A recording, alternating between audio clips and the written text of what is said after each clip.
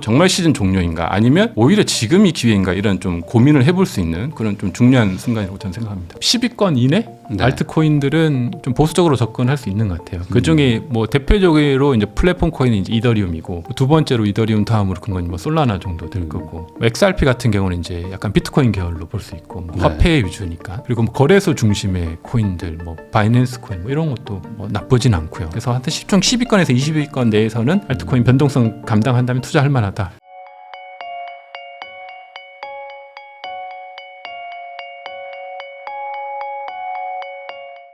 안녕하세요. 부익남TV의 부익남입니다. 오늘은 유튜브 데니월드 운영하고 계시죠. 비트코인, 알트코인 전문가 김동환 대표님 모시고 최근 코인 시장에 대해서 한번 이야기 나눠보도록 하겠습니다. 대표님 안녕하세요. 안녕하세요. 네, 저희 채널 또 처음 나와주셨는데 네. 간단하게 한번 소개해 주시면 좋을 것 같습니다. 네, 안녕하세요. 반갑습니다. 저는 데니월드라는 유튜브 채널 운영하고 있고요. 그리고 이제 과기부 주간에서 블록체인 관련 기술 관련 강의를 좀 했었습니다. 네. 그리고 뭐 한경닷컴 같은 데서 칼럼을 쓰고 있고요. 뭐 최근에는 주로 이제 뭐 비트코인도 투자하고 있지만 알트코인 좀 전문가로 제가 좀 브랜딩이 되어 있더라고요. 네. 그래서 알트코인 전문으로 투자하고 인사이트 공유하고 하는 사이트를 운영하고 있습니다. 제가 이제 촬영 전에 잠깐 여쭤봤는데 이제 뭐 비트코인도 있으시지만 알트코인도 가지고 계시잖아요. 네네. 그러면 사실 지금 같은 상황에서는 네네. 뭐 본인도 어쨌든 좀 힘들 수 있는 상황인 거잖아요. 뭐 갑자기 네네. 막 급락도 하고 막 그렇죠. 그러니까. 네네. 그래서 뭐 저도 이제 좀 비트코인 가지고 있는데 네. 도대체 지금 이게 왜 이러는 건지 그거부터 좀 한번 여쭤보고 싶었습니다. 지금 비트코인은 왜 이렇게 빠지는 거예요? 일단 뭐 시장 여러 가지 관점이 있는데 네. 제가 보고 있는 관점은 이 비트코인 시장이 크게 이제 선물 시장하고 뭐 현물 시장 그리고 뭐 ETF 시장 이렇게 구분되어 있는데 특히 아직까지는 선물 시장 영향력이 좀 크거든요. 네. 그 선물이라고 하는 것은 뭐 고레버리지 뭐 상품들이 많으니까 그래서 선물 시장에서 단기간에 굉장히 수익 많이 낸 분들도 있고 거기서 뭐 흔히 말하는 뭐 졸업도 하고 네. 그러니까 굉장히 많이 몰리죠. 단기간 수익도 많이 내니까. 그래서 레버리지 그 물량들이 굉장히 그동안 많이 쌓여 있었는데 그런 것들을 좀 더 큰 이제 기관급에서 들어와 가지고 그런 이제 선물 시장은 이제 위아래로 계속 이제 청산시키죠. 그래서 네. 뭐 롱포지션은 롱포지션 다 청산시키고 숏포지션도 이제 다 청산시키는 그런 시장이 10월부터 이제 계속 지금 이어져 오고 있다고 저는 보고 있거든요. 네. 그래서 비트코인 가격을 떨어뜨리는 그리고 뭐 비트코인 떨어지면 알트는 더 많이 떨어집니다. 그래서 중량이 비트코인 가격인데 비트코인 가격을 이렇게까지 떨어뜨린 주된 원인은 지금까지는 선물 시장에서 어떻게 보면 돈 복사라고 하죠. 개인들의 돈을 이제 고래들이 가져가는 그런 관점으로 저는 현재 시장을 좀 분석하고 해석하고 있습니다. 그러면은 뭐 저도 잘은 모르지만 네. 그러니까 비트코인이 올라갈 거에 선물로 이제 레버리지 베팅한 사람들이 뭐 많았는데 네네. 일부러 뭐 좀 고래든 뭐 기관이든 좀 대형 자금들이 네. 일부러 걔네를 죽이려고 네네. 막 떨어뜨렸다든지 뭐 이렇게 네. 봐도 될까요? 그게 가장 저는 큰 것 같고요. 네. 그래서 선물 시장의 특징은 선물 시장이 예를 들어서 뭐 전체 이제 우리나라는 없지만 뭐 해외 거래소들의 선물의 포지션들을 다 볼 수가 있거든요. 그래서 네. 얼마의 규모에 얼마만큼 포지션이 있는 걸 다 알 수 있기 때문에 더 큰 금액으로 배팅을 하면 그 포지션들을 다 청산시킬 수가 있어요. 그럴 수 있죠. 그래서 그런 개념이 존재하는데 물론 쉽진 않죠. 근데 이제 선물 시장 특징이 선물로 한번 이제 돈을 번 사람들은 이게 한번 청산을 당하잖아요. 네. 그럼 진짜 전문가 아닌 이상 대부분은 그 복구 심리 때문에 더 크게 배팅하거나 네. 그렇게 해서 계속 이제 그 포지션을 들어간단 말이에요. 네. 그래서 예를 들어 10월 10일 날 이제 굉장히 롱 포지션이 다 청산이 됐어요. 그러면 사실 이런 큰 시장에서는 사람들이 좀 빠져나와야 되는데 대부분 심리적으로 내가 이제 손실을 봤기 때문에 복구 심리가 있잖아요. 예를 들어 시드에 한 뭐 10분의 1을 날렸으면 잠깐 쉴 수도 있는데 그걸 야금야금 계속 이제 배팅하는 거죠. 근데 지금 최근에 시장 보면 굉장히 급락이 굉장히 심하거든요. 하루 만에 5% 빠졌다가 네. 하루 만에 이제 5% 오르면. 근데 그걸 선물로 예를 들어 보통 비트코인 선물 시장은 뭐 보통 한 20배 정도 레버리지를 해요. 그럼 20배 레버리지면 5% 오르면 다 청산이거든요. 그렇죠. 그러니까 그렇게 또 배팅해서 청산당하고 배팅해서 청산당하는 그 흐름들이 지금 계속 이어져 오고 있거든요. 네.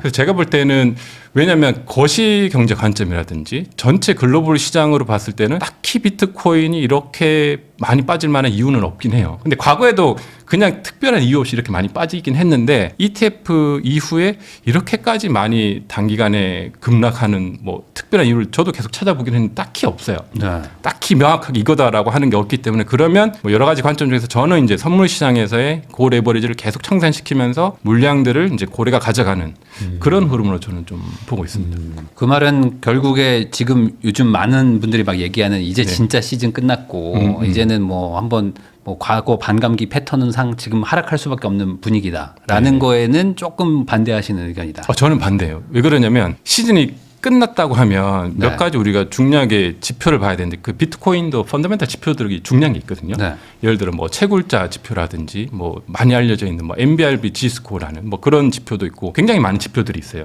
그래서 그런 지표들이 굉장히 크게 어긋나면 우리가 시즌 뭐 종료까지는 아니어도 그 네. 시즌이 이제 사이클이 있잖아요. 이번 사이클이 굉장히 위험해진 거 아닌가라고 의심을 해볼 만하죠. 그리고 거기에 이제 내 자산을 좀 조정을 해야 되는데 그런 펀더멘탈은 뭐 큰 문제는 없어요 지금까지. 네. 그리고 뭐 ETF 현황도 좀 많이 빠지긴 했는데 그래서 전체 큰 그림에서 보면 또 많이 빠지진 않았거든요.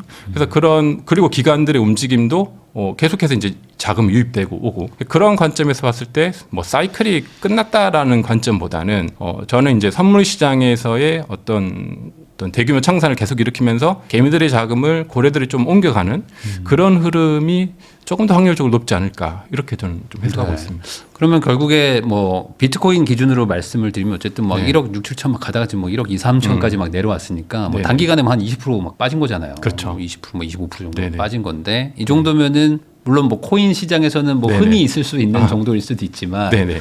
어쨌든 그 투자하고 있는 분들 입장에서는 타격감이 되게 클 거라. 크죠. 여기서 또 소위 뭐 말하는 뭐 한 약간 횡보 기간이 좀 있지 않을까. 아니면 뭐 추가 하락도 있지 않을까. 이런 우려들은 있는 것 같거든요. 어떻게 보세요? 추가 하락도 여전히 가능성이 있죠. 그래서 큰 그림으로 보면 우리가 비트코인 뭐 차트 뭐 주봉 뭐 월봉 기준 이 정도로 크게 보면 지금은 분명히 하락 추세는 맞아요. 네. 계속 하락 추세고 이게 뭐 어디까지 빠질 수 있냐는 정확하지는 않지만 뭐 지금은 다행히 오늘 기준으로 뭐 9만 불 다시 회복하긴 했지만 더 빠진다면 뭐 8만 불, 뭐 7만 불, 뭐 최악의 경우 한 6만 불까지도 이제 빠질 수 있죠. 그러니까 비트코인 과거 차트상 그럴 가능성은 있어요. 근데 그 정도 만약에 빠진다면 그때는 진짜 제일 좋은 기회고 그게 빠졌을 때 그 다음에 끝나진 않거든요. 네. 다시 올라온단 말이에요. 그래서 비트코인을 뭐 그동안 오랫동안 투자해온 분들, 오랫동안이라고 한 5년 이상 투자해온 분들은 덤덤하긴 해요. 그냥 원래 있었던 일이니까 뭐 이 정도 빠지고 또 시간 지나면 오르지 이런 게 있는데 네. 근데 최근에 이제 또 많이 들어오신 분들 있잖아요. 예를 들어 뭐 주식 시장에서 투자하다가 뭐 비트코인에 들어온 분들은 이 변동성이 무섭죠. 두렵고 그리고 찾아보면 뭐 시즌 종료다 이런 이야기도 많고 그게 네. 보니까 진짜 시장에서 굉장히 많은 의견들이 있더라고요. 물론 네. 그 반대 의견도 있고. 네. 그런 이제 시즌 종료다는 얘기를 계속 듣다 보면 정말 또 그럴 것 같거든요. 네. 그래서 그런 느낌이 이제 두려워서 이제 팔게 되죠. 그럼 팔게 되면 결국에 시간 지나면 이제 또 이제 오르는 그 효과를 이제 보게 되는데 만약에 시즌 종료다라고 하면 그런 분명한 몇 가지 근거들이 있어야 돼요. 그래서 비트코인 같은 경우는 뭐 온체인 지표라든지 뭐 ETF 현황이라든지 그냥 우리가 객관적으로 그냥 충분히 납득할 만한 자료들이 충분히 있거든요. 소위 말하는 돈이 그냥 다 빠져나가는. 네, 돈이 다 빠져나가요. ETF 예를 들어 비트코인 ETF가 반 이상 빠졌다. 이러면 좀 우리 한번 고민해 볼 만하죠. 근데 그 정도는 아니란 말이에요. 네. 그래서 그렇다면 우리가 이 상황을 좀 객관적으로 보고 정말 시즌 종료인가 아니면 오히려 지금이 기회인가 이런 좀 고민을 해볼 수 있는 그런 좀 중요한 순간이라고 저는 생각합니다. 그러면은 이제 그 스트래티지라고 어쨌든 그 회사들을 따라하는 회사들도 요즘 많고 아, 소위 네. 말하는 이제 뭐 자기 자산이나 아니면 뭐 이렇게 또 주식을 발행해서 그 돈으로 그 코인을 사서 네네. 그걸 기반으로 주가를 막 끌어올리는 네. 이런 회사들이 많은데 네네. 그런 회사들 주가들 지금 막 폭락하는 그렇죠. 거 보면은 네. 결국에 뭐 이쪽을 뭐 공격하는 거다 뭐 이런 얘기도 있고 네네. 그래서 거기들을 막 이제 무너질 때까지 한번 뭐 누가 네. 뭐 세력이 지금 공격하고 네. 있다 뭐 이런 얘기들도 들리는데 아, 네네. 뭐 이런 개념도 지금 있는 건가요? 어떻게 보세요? 그런 개념도 없지 않아 있긴 해요. 그래서 예를 들어 스트레러지 같은 경우 이제 예를 들어 JP 모건이 이제 공매도를 치고 나서 네. 공매도 포지션을 들어놓고 나서 스트레러지 문제 있다고 계속 지금 퍼드를 하고 있거든요. 그러면 이제 많이 가격이 떨어지겠죠. 그 수익 보고. 근데 JP 모건 뒤에서 보면 또 다른 방식으로는 또 비트코인 제품 상품을 계속 또 출시하고 있단 말이에요. 네. 본인들은 비트코인 사면서 또 언론 기사에는 스트레지 문제 있다고 하면서 자기들은 이제 공매도 하고 그러면서 이제 JP 모건 문제 있다 해서 또 시장에서 막 이슈가 많이 있었고요. 그래서 그런 이제 뉴스나 이런 것들은 결국 이제 단기간의 어떤 수익이죠. 시장이라는 것이 사실 우리가 생각하는 것만큼 오픈된 정보가 실제 정보는 아니잖아요. 네. 돈이라는 게 굉장히 민감한 거고 그렇죠. 그 뒤에서 무슨 행동을 하는지 우리가 다 알 수는 없는데 그러니까 굉장히 어떻게 보면 공정해 보이는 시장에서 뒤에서는 알게 모르게 자기들이 더 많은 돈을 벌기 위한 굉장히 치밀한 전략들이 있는 거죠. 스트레러지도 사실 비트코인을 계속 매수하고 모으고 있긴 하지만 스트레러지도 그 이면에는 자기들만의 또 전략이 있을 거고 뭐 JP 모건도 뭐 자기들만의 전략이 있겠죠. 그 전략과 전략 싸움에서 누가 이기느냐 지금은 JP 모건을 좀 우세한 것 같긴 한데 뭐 그런 이슈로 이제 스트레러지를 많이 떨어뜨리긴 했어요. 근데 스트레러지 같은 경우는 우리가 조금 더 깊게 보긴 해야 되는데 조금 쉽게 설명드리면 스트레러지가 버틸 수 있는 자금, 예를 들어 스트레러지가 비트코인을 가지고 만약에 레버리지를 썼다 이러면 좀 리스크가 크죠. 네. 그렇진 않거든요. 레버리지 개념이 조금 다르긴 한데 자기 이제 자사주 형태로 이제 레버리지를 썼으니까 그게 보니까 최근에 스트레러지가 보고한 거 보면 비트코인이 한 뭐 2만 불 이하까지는 우리가 아무 문제 없다 이런 그 기사가 있더라고요. 네. 스트레러지 직접 보고한 건데 그래서 그런 관점에서 보면 스트레러지가 물론 이제 스트레러지 매입가는 한 7만 5천 정도 돼요. 네. 근데 2만 불까지 내릴 일은 사실 정말 그 정도 내리면 저로 얘기했는데 그 정도까지 너무 힘들고요, 사실. 네. 그래서 사실상은 좀 힘든 가격이죠. 스트레러지라는 기업을 무너뜨리기가 쉽지 않은 구조긴 하거든요. 그래서 근데 단기간으로 이제 수익은 볼 수 있죠. 그렇게 퍼드 내고 스트레러지 가격 떨어뜨려 가지고 공매도 치면 결국에 이제 그 수익을 가져가긴 하니까. 근데 그렇게 봤을 때 그러면 스트레러지가 장기적으로 기업이 좀 문제가 있을까라고 이제 객관적으로 지표를 한번 분석해 보면 물론 이제 스트레러지가 보고한 자료를 참고로 해야 돼서 좀 제약은 있지만 그래도 객관적으로 제가 볼 때는 큰 문제는 없다 이긴 하거든요. 네. 그래서 그런 관점에서 체크해 봤을 때 이거는 시장의 단기간의 어떤 이슈고 가격을 떨어뜨리고 여기서 이제 큰 기관들이 짧은 시간 가격 떨어뜨려서 이제 돈을 벌기 위한 그런 행위 중에 하나가 아닐까 이렇게 좀 보고 있습니다. 그러면 결과적으로 보면은 지금은 뭐 빠진 게 뭐 이제 이미 투자하신 분들 입장에서는 좀 속상하겠지만 네. 오히려 추가 매수할 타이밍으로 보기에는 적합하다. 근데 그러면 지금 뭐 저희가 촬영은 이제 12월 초에 하는데 네. 그 적기냐 아니면은 또 아직은 좀 변동성이 있기 때문에 조금 뭐 지켜봐야 되냐 뭐 이 정도의 판단으로 보면 어떤 게 맞다고 보세요? 그거는 이제 본인의 이제 투자 전략에 따라 좀 다른데 예를 들어 내가 비트코인을 한 2, 3년 장기 투자한다라고 봤을 때는 지금 이제 적기인 것 같고요. 그렇다면 보통 목표 수익률을 본인이 정할 거잖아요. 네. 그래서 뭐 예를 들어 지금이 10만 불인데 목표 수익률을 뭐 비트코인을 한 20만 불에서 내가 수익을 실현하겠다라고 하면 10만 불 아래는 전 여전히 좋은 구간이라고 생각하거든요. 그래서 10만 불, 9만 불, 뭐 8만 불, 뭐 더 떨어지면 7만 불까지 이렇게 조정받더라도 네. 이 구간에서는 굉장히 좋은 구간대에 살 수 있고 그리고 우리가 비트코인을 그 매수할 때 확인할 수 있는 중요한 그 초보 투자자가 확인할 수 있는 두 가지 중요한 지표가 있어요. 하나는 이제 비트코인 이제 채굴 지표고 네. 채굴자들이 지금 비트코인을 채굴하면서 얻는 이제 수익률. 지금은 비트코인 채굴자들이 계속 손실 내면서 채굴을 하고 있어요. 네. 그래서 비트코인 채굴자들이 손실 보면서 그 채굴을 하고 있기 때문에 지금 사면 비트코인 채굴자보다 내가 비트코인을 저렴하게 사는 거죠. 네. 뭐 그런 이제 기준을 좀 활용할 수도 있고 또 하나는 뭐 많이 알려진 이제 비트코인 MBRB 지수코라는 게 있습니다. 네. 이것도 지금 올해 중에 가장 역대로 저점이거든요. 그래서 이런 구간에서 이제 비트코인을 좀 바이더 딥하는 이런 전략을 삼으면 굉장히 좋죠. 그래서 보통 이런 구간 때는 항상 좋았고 시간이 지나면 다시 올라오기 때문에 오히려 좋은 구간인데 이미 이제 투자를 많이 하는 분들은 오히려 이런 구간 더 이제 들어가기 쉽지 않죠. 왜냐하면 더 빠질 것 같고 그렇죠. 두렵고 뭐 그런 거기 때문에 그런 때 한번 좀 내가 감당할 수 있는 범위 내에서만 한번 좀 트라이를 해보는 것도 괜찮은 전략이라고 생각합니다. 그럼 이제 제가 좀 궁금한 거는 그럼 대표님 얘기로는 2, 3년을 투자하는 것도 괜찮다라고 들리거든요. 아, 그러면은 왜냐면 이제 요즘에 뭐 한 4년 주기설 뭐 이런 얘기들이 나오는데 뭐 살짝 밀려서 뭐 내년쯤에는 뭐 이제 끝날 것이다. 뭐 내후년 초에는 끝난다. 뭐 이런 얘기들이 있잖아요. 그러니까 네네. 결국 시즌은 종료될 것이다. 아, 네. 이것도 이제는 아닌가요? 저는 좀 다르게 보고 있어요. 그러니까 비트코인 사이클이 예를 들어 이제 사이클이라고 하는 것은 비트코인 반감기 위주로 이제 메커니즘이 돌아가는 사이클인데 4년 주기. 네. 그건 대부분 많이 알고 계시니까. 근데 그 사이클이 이제는 거의 과거만큼 드라마틱한 순간은 거의 사실 끝났고, 왜냐면 ETF 자금도 들어오고 사실 이제 비트코인 채굴자들이 시장에 던지는 것보다 시장에서 거래되고 있는 거래량이 더 많거든요. 근데 네. 과거에는 그 채굴자들의 파워가 굉장히 커졌어요. 근데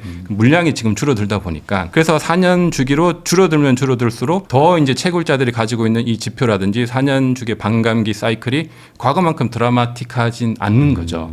그러면 과거에는 사실 4년 주기로 이렇게 올랐다가 이렇게 빠지고 이렇게 올랐다가 이렇게 빠졌단 말이에요. 근데 지금은 이 주기가 이렇게 아예 없진 않지만 과거만큼 드라마틱하진 않기 때문에 4년 지나더라도 크게 빠지진 않을 거라고 저는 보는 거예요. 그래서 크게 빠지지 않는 선에서 오르고 내리고 하면서 이제 우상향을 하는 그런 이제 형태로 지금 바뀌고 있는 것 같거든요.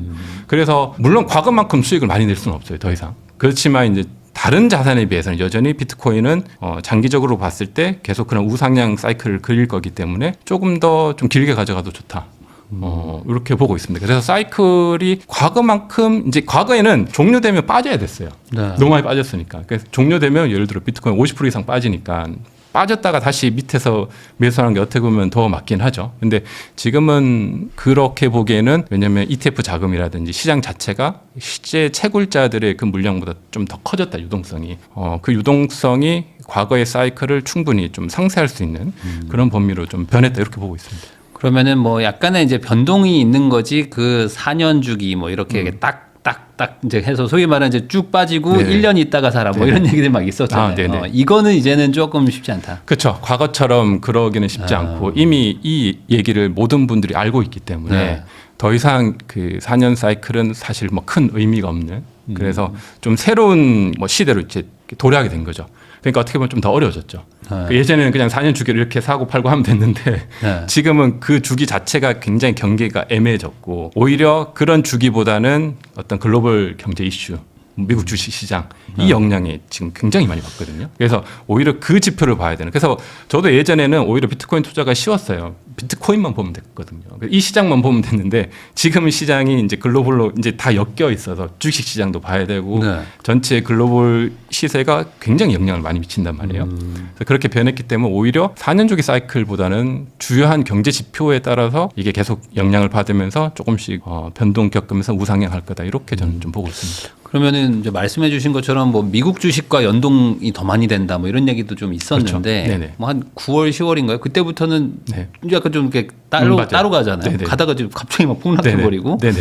그러면은 이게 또 연동되는 것도 아닌 건가? 뭐 이런 생각도 좀 들고 이게 단기적으로는 빠졌지만 다시 뭐 이제 S&P 올라가는 것만큼 또 네네. 회복을 할 것이다로 보는 건지 어떻게 봐야 돼요, 이거? 이게 연동은 되어 있는데 과거에는 미국 주식시장의 지표가 약간의 영향을 줬어요. 그래서 그런 영향인데 지금은 굉장히 큰 영향을 주면서 어쨌거나 그 비트코인은 변동성이 큰 자산으로 영향을 받는 그 유동성에 의해서 굉장히 영향을 많이 받는. 네. 그래서 미국 주식시장이 최근에 굉장히 좋았잖아요. 그래서 좋으면 오히려 이 유동성이 일로 빨려 옮겨졌다, 들어가고. 빨려 들어갔다가 그리고 빨려 들어간 미국의 유동성이 이제 AI 버블론으로 막 조정을 받으니까 그 두려움에 의해서 오히려 이쪽 시장이 먼저 더 크게 빠지고 그러면서 이 유동성이 서로 연관을 받는 그러면서 오히려 주식시장에 있는 크립토 관련 자산들, 뭐 스트레이지 같은 이런 자산도 같이 이제 폭락을 하는.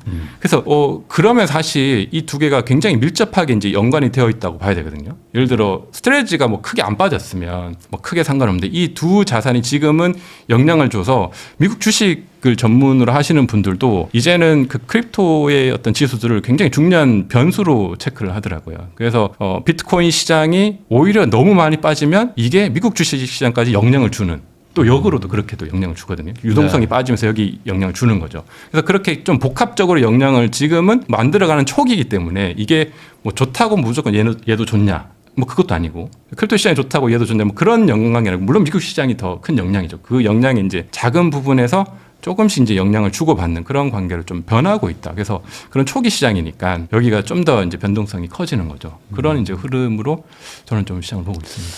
그러면 이번에 어쨌든 이 하락 장이 뭐 어쨌든 왔는데 네네. 이 부분은 그러면 이제 뭐 소위 말하는 이제 고래가 이제 선물 청산시키기 위한 거였다라고 네네. 이제 가정한다면은 특별한 일이 없어도 그냥 이렇게 회복이 될까요? 아니면은 이것도 무언가 어떤 계기가 있어야 될까요? 뭐 예를 들어 뭐 금리 인하라든지 뭐 네네. 무언가 어떤 이벤트가 있어야지만 이게 되는 건지 이것도 좀 궁금합니다.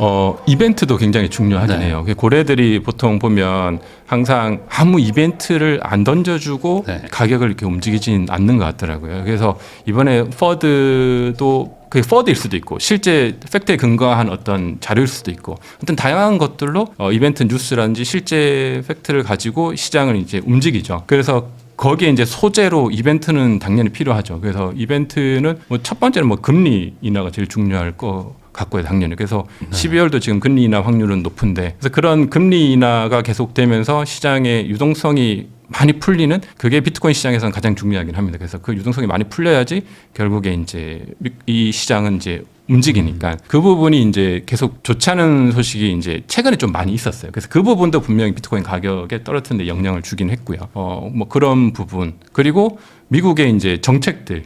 트럼프가 친암호화폐 정책을 주로 하니까 그런 정책들의 어떤 발언들, 변화들이 즉각적으로 그 비트코인 시장에 바로 영향을 주거든요. 그래서 제가 최근 한 1년을 보면 미국 시장은 어차피 그 오픈 시간이 있고 뭐 종료 시간이 있잖아요. 근데 비트코인 시장은 그게 없으니까 그런 시장에서의 뭐 트위터라든지 그런 시장의 트럼프의 발언이라든지 알지 못하는 이슈들이 나오면 비트코인이 가장 먼저 영향을 받아서 움직이거든요. 뭐 좋은 소식이면 비트코인 먼저 오르긴 하고 네. 안 좋은 소식이면 비트코인 먼저 떨어지죠. 그래서 그게 또 미국 시장에 이제 반영이 되고 그런 흐름을 계속 보여주고 있기 때문에 그런 어떤 뉴스들, 소재들 그거를 활용해서 고래들의 영향력이 아주 크진 않겠지만 그런 것을 활용해서 시장을 또 끌어올릴 수 있는 잠재력도 충분히 있죠. 그러면 어쨌든 뭐 지금 이제 12월이니까 네. 연말이고 그러면 뭐 큰 틀에서 봤을 때 내년 네. 26년에는 지금보다는 다 전반적인 어떤 코인 시장의 가격들이 조금 더 훨씬 더 올라가 있을 것이다. 이렇게 봐도 뭐 무방할까요? 어떻게 보세요? 지금보다는 좋을 것 같아요. 지금보다는? 왜냐하면 그 우리가 뭐 주식시장에서도 보면 투자할 때 여러 지표 중에 공포 탐욕 지수 뭐 네. 이런 걸 보잖아요. 그래서 크립토 시장에서도 공포 탐욕 지수가 지금 올해 제일 역대로 무서웠거든요. 극심한 공포까지 왔어요. 그게 한 번도 올해는 익스트림 없었어요. 피어. 네, 익스트림. 그 단계는 사실 뭐 1년 중에 어떻게 보면 연중 행사일 수가 있죠. 물론 그게 정말 최악의 경우는 진짜 말 그대로 이제 시즌 종료, 뭐 하락장 이런 가능성도 완전히 배제할 수는 없죠. 투자자가 그게 뭐 항상 오른다라고 생각할 수는 없으니까 그런 가능성도 열어두긴 하지만 여러 가지 상황을 봤을 때 그게 아니라면 만약에 그러면 요 시장은 극심한 공포는 계속 지속되지는 않거든요. 다시 반등하고 올라가기 때문에 극심한 공포일 때 비트코인 가격이 한 85,000 요 정도였어요. 그러면 이게 이제 지나고 지금은 공포 단계인데 여기서 조금 더 좋아지면 충분히 이제 10만 불 이상은 충분히 회복할 수 있을 것 같고 그게 한번 내년 초 정도 되겠죠. 금방 회복하지는 않습니다. 지금 최근에 많이 떨어졌기 때문에 네. 그래서 좀 시간을 가지고 기다리면 뭐 내년 초쯤에는 충분히 이제 지금보다는 좋은 가격대일 수 있다. 그래서 모르겠습니다. 만약에 지금 너무 힘든 분들이 있더라도 그냥 조금만 더 기다리셔도 만약에 너무 힘들어서 난 투자를 못 하겠다 그러면 조금 더 기다리고 그래도 한 장이 좀 좋아졌을 때 이게 보통 차트 관점에서도 보면 이게 많이 떨어져도 그냥 기술적 반등이라고 하잖아요. 기술적으로도 반등을 하거든요. 네. 그러면 극심한 공포에서는 팔기보다는 좀 기다렸다가 참았다가 내가 좀 감정이 괜찮아지고 괜찮은 단계에 왔을 때 그때 좀 정리해도 좋죠. 근데 지금 이거를 매도하기에는 좀 아깝죠. 아깝기도 하고 그래서 충분히 조금 더 기다리시면 지금보다는 좋은 가격대가 올 거라고 생각이 듭니다. 알트코인으로 졸업합니다라는 책의 저자이시죠. 김동환 대표님하고 이야기 나누고 있습니다. 그러면은 지금 어쨌든 뭐 코인 시장이 뭐 좋지 않다 이런 네. 얘기는 해주셨는데 항상 이제 좋지 않을 때는 계속 안 좋은 얘기들이 뭐 점점 나오잖아요. 맞죠. 그러다 보면은 항상 얘기가 이제 꼬리표처럼 붙는 게 뭐 해킹 얘기고 네. 뭐 최근에 또 업비트도 뭐 한 500억도 이렇게 털렸다 뭐 이런 얘기들 막 계속 나오는 것처럼 네, 네. 이게 디지털 자산이어서 좋은 것도 있지만 반대로 실물 자산이 아니다 보니까 네. 뭐 집에 와서 훔쳐가는 게 아니라 그냥 이제 인터넷으로 훔쳐가는 이런 거에 대해서 취약한 거 아니냐 이거에 대한 또 걱정들이 많아요. 네네. 기본적으로 이 코인 자산에 대해서 뭐 해킹 이슈 이거는 뭐 심각한 건지 아니면은 뭐 이 정도는 뭐 그냥 참고 넘어갈 만한 어떤 미미한 수준인 건지 좀 궁금합니다. 그 좋은 질문인데 심각하지는 않지만 그 디지털 자산의 요 특징으로 인해서 이 네. 해킹 이슈는 앞으로도 계속 일어날 거예요. 그래서 아주 심각한 수준은 아니지만 해킹은 계속 일어날 수 있고 이 해킹 가능성에 대해서 시장에서 지금은 계속 이제 리스크 요인으로 이제 보고 있죠. 근데 근원적으로 좀 보면 사실 해킹이라고 하는 것은 조금 더 깊게 들어가면 예를 들어 내가 스스로 자산을 잘 관리하면 네. 해킹 당하지 않는 방법이 하나 있고 만약에 근데 내가 자산을 아무리 잘 관리하더라도 해킹 당할 수밖에 없는 두 가지 상황이 있다라고 하면 네. 조금 내가 자산을 지키고 싶은 사람은 내가 자산을 잘 관리해서 해킹 당하지 않겠다 이걸 보통 선택할 거잖아요. 네. 그래서 비트코인을 포함한 디지털 자산은 이쪽이거든요. 그래서 내가 그 해킹을 당하지 않고 자산만 잘 관리하면 해킹 가능성은 사실 거의 0%에 가깝습니다. 사실 네. 실제로 들어가면 내가 잘하면 잘하면 잘 관리하면 근데 대부분 그걸 이제 못하기 때문에 네. 그래서 뭐 거래소도 마찬가지 거래소는 더 많은 자금을 관리하기 때문에 이제 그런 이슈가 있는데요. 예를 들어 최근에 이제 뭐 쿠팡 같은 경우도 우리가 원하지 않았지만 우리 자산이 다 해킹 당했잖아요. 네. 그래서 그거는 우리가 막을 수 없는 거죠. 내가 정보를 그 삼재에게 위탁했기 때문에. 그래서 이 비트코인하고 이더리움 포함한 이 모든 그 자산의 핵심은 내 자산은 내가 지킨다. 요 철학이 있어요. 근데 그 철학이 아직 우리 이제 모든 대중들에게 일상적으로 다가오기까지는 아직 다가오지 않았죠. 그 다가오기 위해서는 좀 교육도 필요하고 어떤 제도적 장치도 필요하고 뭐 이런 것들이 필요하는 시장에서 지금은 초기 시장이다 보니까 거래소도 이제 해킹이 계속 이제 일어나고 뭐 그런 이제 대상이 되는 거죠. 근데 거래소도 이제 앞으로 좀 시간이 지나다 보면 이런 해킹을 계속 반복적으로 겪다 보면 결국에 시간이 한참 지나면 거의 사실 해킹 사건은 지금보다는 많이 줄어들 거예요. 거래소도 이제 관리를 하니까. 왜냐하면 보통 조금 더 쉽게 설명드리면 개인이 예를 들어 비트코인을 내 개인 재고에 두면 내가 잘 관리하면 해킹 가능성이 거의 0이에요. 네. 근데 거래소에 두면 거래소는 다양한 방법으로 이걸 관리를 해야 돼요. 그러다 보면 어쩔 수 없이 좀 빈틈이 좀 생길 수밖에 없습니다. 그래서 그런 부분에서 이제 지금은 초기 시장이 계속 발전하는 단계고, 그래서 시간이 많이 지나면서 이런 부분도 결국에는 해결이 된다고 저는 봐요. 기술이 발전하고 기업 기관들에서 이런 부분을 해결하게 되면 원리 자체는 그 비트코인과 이더리움을 포함한 자산이 기존의 보안보다는 더 훌륭한 보안 시스템을 가지고 있거든요. 네. 근데 그걸 이제 일반인들 그리고 산업이 이제 성숙이 아직 안 된 입장에서 보면 그런 이제 빈틈을 해커들이 노려서 계속 해킹을 하고 있는 그런 상황이라고 보는 게 저는 이제 맞다고 보고요. 그래서 초기 시장에서는 이런 이슈가 계속 나올 겁니다. 거래소도 네. 해킹 당했고 저기도 해킹 당했고 막 두렵고 뭐 이런 일들이 일어나죠. 그래서 그런 부분에서는 뭐 어느 정도 유의할 필요인데 그래도 우리가 국내 거래소 예를 들어 업비트하고 비싼 정도는 안전하긴 해요. 해킹 당해도 또 이번에도 또 다 복구해 준다 그러잖아요. 네. 또 금액이 또 뭐 크지도 않았고 그렇게. 그래서 뭐 해외 거래소도 뭐 메이저 거래소는 뭐 사실 크게 좀 안전한 편이고, 근데 이제 개인이 그걸 잘 관리하지 못할 때 생기는 문제고, 거래소나 이런 것도 이제 산업이 아직 초기다 보니까 충분히 일어날 수 있는 문제인데 결론적으로 시간이 지나면서 큰 문제는 안 될 거다. 초기에서 충분히 계속 이런 것들이 퍼드가 나오고 두려움에 휩싸이게 만들고 가격을 떨어뜨리는 어떤 뉴스는 충분히 작용할 수 있다. 이렇게 보고 있고요. 그리고 만약에 가능하다면 이런 시장에서 내가 자산이 예를 들어 비트코인으로 뭐 1억 이하면 상관없고 한 뭐 5억에서 한 10억 정도 이상을 가지고 있다면 비트코인 같은 경우는 뭐 개인 지갑에 한번 활용해 보는 것도 좀 좋은 방법일 수는 있는데, 그것도 또 제대로 배우지 않고 하면 또 다른 해킹 위험이 있거든요. 그래요? 그래서 오히려 잘 모르겠으면 그냥 업비트나 비싼 같은 데 두는 게 좀 더 안전할 수 있긴 합니다. 그래서 사실 이 블록체인 기술이라는 게 그 해킹을 뭐 불가능하게 만들려고 어찌 보면 태어난 기술일 수도 있는 그렇죠. 거잖아요. 예, 예. 근데 이제 이거를 이제 관리를 잘 못하니까 뭐 네네. 아이디랑 비번이 막 털리고 네. 막 이래서 막 그렇죠. 나가고 막 이런 경우들도 많은 네. 거죠. 네네. 어쨌든 지금 요즘에 이제 분위기 안 좋다 보니까 이제 네. 이런 얘기들도 나오지만 너무 이렇게 과도하게 네네. 그 걱정할 필요는 없다 네네. 정도. 이게 아예 그냥 사라질 것이다. 뭐 그리고 이제 아예 뭐 무의미하다. 뭐 이런 얘기들이 다시 나오고 있어요. 지금 막 집어 빠지니까 네네. 코인 뭐 어디다 쓰냐 뭐 이러면서 계속 다시 얘기가 나오는데 네네. 뭐 소위 말하는 이제 뭐 양자 컴퓨터니 하면서 결국에 이걸 뚫어버릴 것이다. 아, 네네. 이런 걱정들도 여전히 있는데 아, 이 네. 부분에 대해서는 좀 어떻게 생각을 해야 되나요? 일단 우리가 좀 크게 봤을 때 이 시대가 변하고 있잖아요. 그래서 제가 보는 어떤 당장 도래하진 않았지만 뭐 미래의 시대는 결국에 디지털 중심의 사회가 될 것 같아요. 그러면 디지털 중심의 사회에서 우리가 주목해서 투자하고 있는 게 뭐 AI 영역이잖아요. 그래서 AI하고 그러면 AI에서 또 필요한 거는 뭐냐면, 제가 보는 관점은 저는 어떤 관점으로 시장을 보냐면 결국에 AI들 우리를 다 대신해서 많은 것들을 해줄 텐데 네. 지금 AI 쪽에서 하나 부족한 거는 뭐 AI 에이전트라고 AI가 스스로 생각해서 뭐 판단하고 결정하고 뭐 실제 결제까지 해야 되거든요. 네. 그래서 뭐 집에 예를 들어 저를 대신한 뭐 가정 로봇이 있다면 가정 로봇이 예를 들어 뭐 쿠팡에서 뭔가 배달 주문도 해주고. 주문해주면 그러면 본인이 주문해가지고 아침에 일어나서 문 열고 그거를 받아가지고 요리까지 해주는. 네. 그러면 우리는 그걸 맛있게 먹고 그냥 출근하면 되는 이런 시대가 곧 올 건데, 그러면 여기서 지금 AI 시장에서 하나 빠진 게 AI가 스스로 판단해서 그것을 스스로 결제까지 해야 돼요. 네. 그럼 결제에 가장 적합한 어떤 자산이 무엇일까 보면 저는 이제 암호화폐라고 보거든요. 왜냐하면 암호화폐라는 것은 중앙 없이 혼자 독자적으로 그것을 가지고 관리하면서 결제를 할 수 있어요.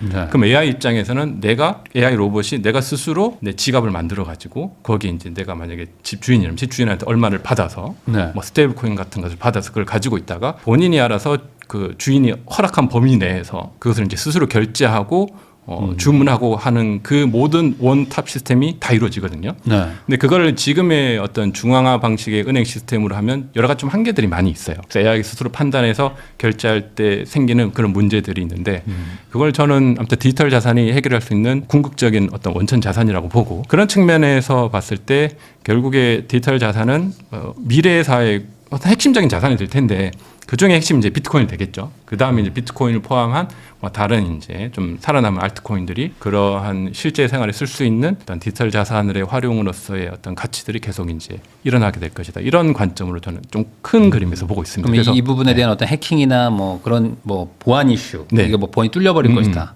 장부 자체가 털린다. 네네. 뭐 이런 개념은 너무 좀 과하다. 아, 그거는 양자역학 뭐 이런 결론적으로 틀리지 않습니다. 비트코인은 뭐 해킹이 결론적으로 불가능하고 양자 컴퓨터 같은 경우는 이제 비트코인의 어떤 비트코인 시스템 자체를 붕괴하지는 못해요. 네. 그러니까 양자 컴퓨터가 해킹할 수 있는 영역은 그 비트코인을 만약에 개인이 가지고 있으면 내 지갑에 뭐 비트코인 1비트코인을 가지고 있잖아요. 그러면 이것을 내가 개인 키라는 걸 가지고 이것을 컨트롤할 수 있는데 이 개인 키 자체를 양자 컴퓨터가 그 해킹해서 개인 키를 알아낼 수 있거든요. 네. 그래서 그것을 보완해야 되는데 그거는 결국에 이제 이미 준비는 다 되어 있어요. 그래서 지금 비트코인 시스템을 한번 이렇게 업그레이드하면 됩니다. 그러면 요거를 양자 컴퓨터에 대응하는 그 전략으로 충분히 막을 수 있고 만약에 양자 컴퓨터 근데 아직 안 나왔죠. 양자 컴퓨터가 네. 양자 컴퓨터가 나와서 이 보안 위협이 된다면 사실 비트코인이 중요한 게 아니고 지금 있는 군사 시스템 이게 먼저 뚫리거든요. 모든 게 뭐 뚫리겠죠. 네, 그래서 은행 다 뚫리고. 은행 다 뚫리고 핵미사일 막 날아다니고 이렇게 된단 말이에요. 이거는 결국에 이제 해결된 문제이기 때문에 그런 이제 시대가 왔을 때는 그 전에 이미 이제 거기도 어차피 업그레이드 해야 되고 은행도 네. 업그레이드 해야 되고 뭐 국방부도 업그레이드 해야 되고 비트코인은 이제 업그레이드 하면 되는 이슈지 이게 뭐 아주 큰 이슈는 아니다 이렇게 보시면 될 것 같습니다. 그러면은 결국에 요즘에 또 화두가 AI와 또 그게 휴머노이드와 연계돼 가지고 네. 소위 말하는 이제 뭐 자율주행 겸 네. 뭐 이제 로봇 네. 뭐 가정부 뭐 이런 것들 뭐 이제 공장의 근로자들이 대체되는 이런 상황으로 가는데 네. 그러면 결국에 이제 말씀하신 것처럼 뭔가 코인 기반의 네. 금융 시스템이 이제 네. 필요하고 네. 그 안에서 이제 스테이블 코인도 만든다 뭐 이런 얘기들이 네네. 나오고 있잖아요. 그렇죠. 네, 네. 여기에 쓰이는 게 이더리움이 지금 가장 핵심인가요, 그러면? 지금 현재는 이더리움이에요. 네. 지금 현재는 예를 들어서 비트코인 위에서는 우리가 지금 뭐 스테이블 코인이 있잖아요. 비트코인 위에서는 스테이블 코인을 쓸 수가 없어요. 스테이블 코인을 쓸 수 있는 것은 그 플랫폼이 필요한데 뭔가 그것을 보내고 받는데 그 중간 역할을 해주는 게 필요하잖아요. 그게 이제 이더리움이고 네. 물론 이더리움 말고 뭐 솔라나라든지 다른 것들도 다 가능하긴 합니다. 근데 이더리움이 가장 많이 쓰여지고 있는 것은 그래도 이더리움이 가장 오래됐고 이런 이제 스테이블 코인 시스템을 만들 수 있게 그 기반 그 시스템을 만든 게 이더리움이거든요. 그래서 거기서 다 파생된 개념이기 때문에 그런 개념도 있고 그리고 보안적으로 이더리움은 지금까지 가장 오래된 체인이니까 좀 보안적으로 좀 훌륭하다 뭐 이런 관점에서 이더리움 위에서 이제 스테이블 코인들이 가장 많이 쓰여지고 있긴 해요. 네. 그러면 결국에 이더리움이 제일 이제 수혜가 될 것이다.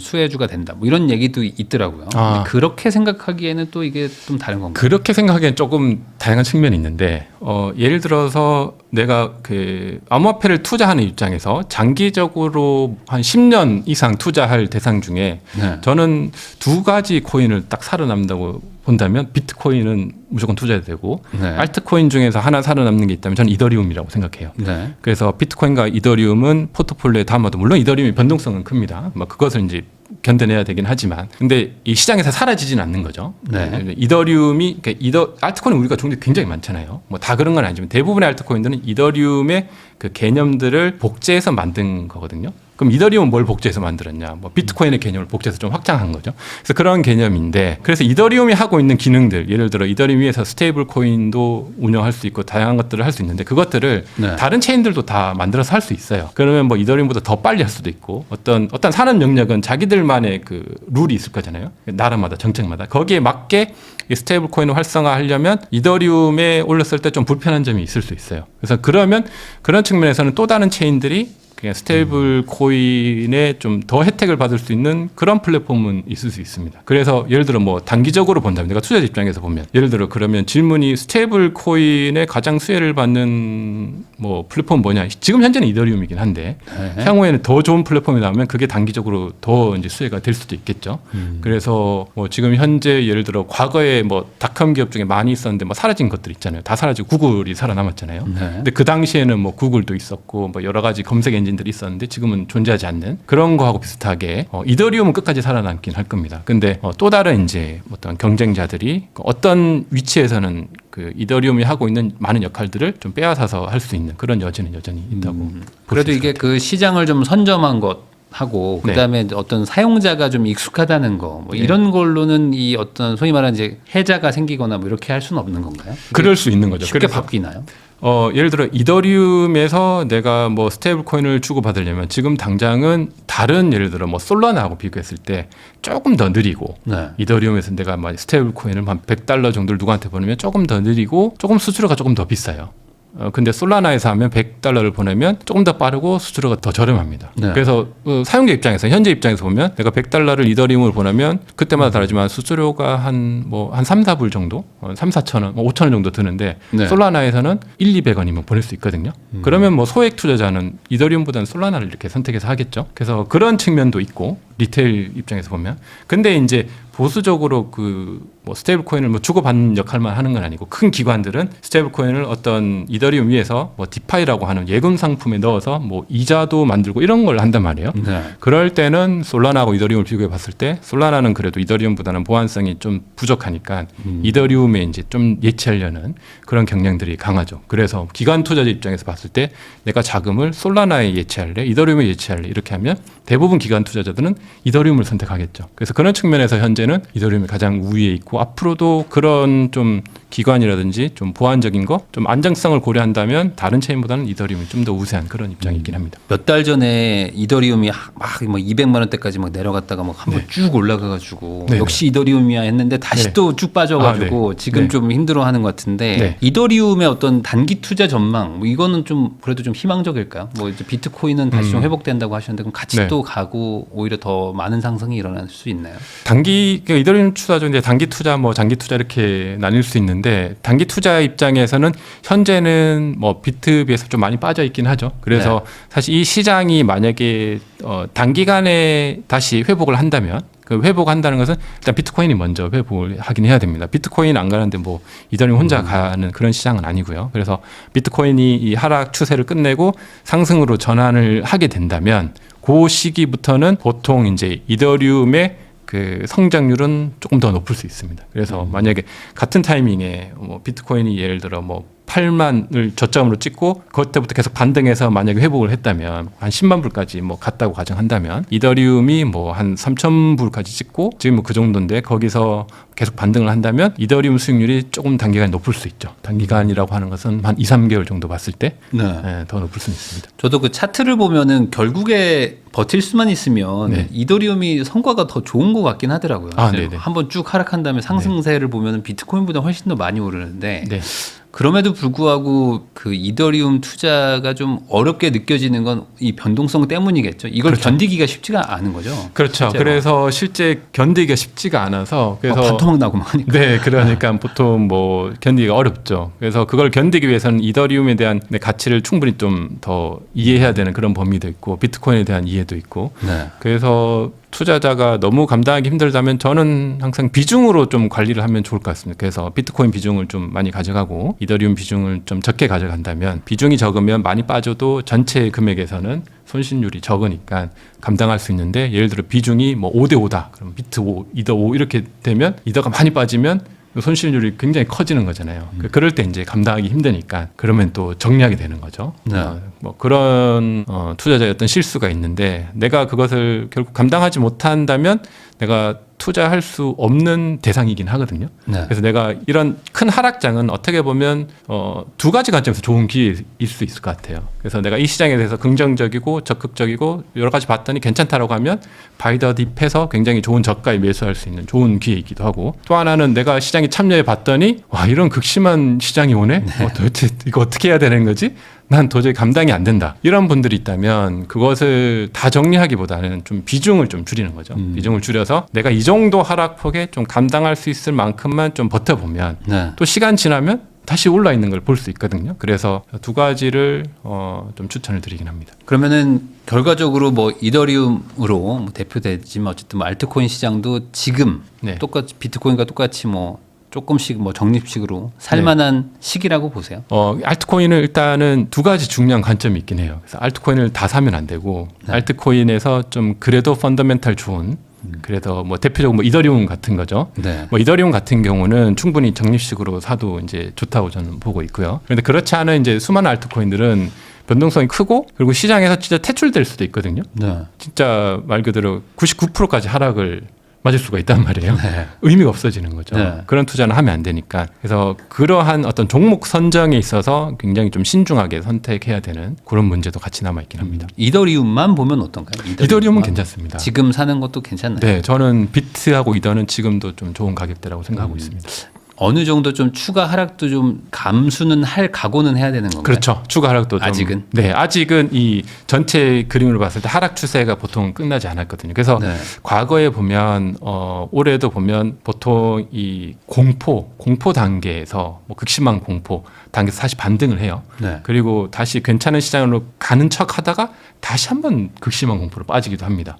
보통 그게 고래들이 이제 어느 정도 정리를 해서 이제 반등을 하고 나면 사람들이 안심하잖아요. 네. 그래 이제 반등했다. 그래서 막 이제 풀시드 들어가자 해서 막 다 들어가거든요. 그러면 그때 또 아니다 다를까 다시 한번 떨어뜨리거든요. 그럼 그렇게 될 수가 있기 때문에 그런 건 좀 조심하셔야죠. 그래서 이게 아직 안심하기는 좀 힘들고 다시 한번 또 추가 조정이 있을 수는 있어요. 그런 가능성을 항상 열어둬야 되죠. 그래서 그런 가능성까지 이제 보수적인 투자자는 거기까지 좀 지켜볼 수는 있는 거고 그래서 그렇게 지켜볼 수 있고 아니면 그냥 적립식으로 조금씩 언제 우리가 얼만큼 떨어지고 얼마쯤 올지 사실 정확히 알 수 네. 없잖아요. 그래서 내가 어떤 투자할 만한 범위를 뭐 주 단위로 끊어서 이렇게 좀 적립식으로 사든지 이런 구간에서 3번에 다 사지 말고 그렇게 하면 이제 어느 정도 이제 평단가가 나오겠죠. 그래서 그것을 유지하면서 장이 좋아지면 이제 매도하는 그런 전략을 삼으면 좋고 여전히 추세 자체는 큰 그림에서는 좀 하락 추세이긴 합니다. 그래서 이것이 아직 완전히 끝나고 반등했다라고 보기엔 조금 이른 감이 있고 근데 조금씩 회복은 할 것 같긴 해요. 그래서 그 회복을 어느 정도 확인하고 들어가도 나쁘진 않을 것 같다 이렇게 보고 있습니다. 그러면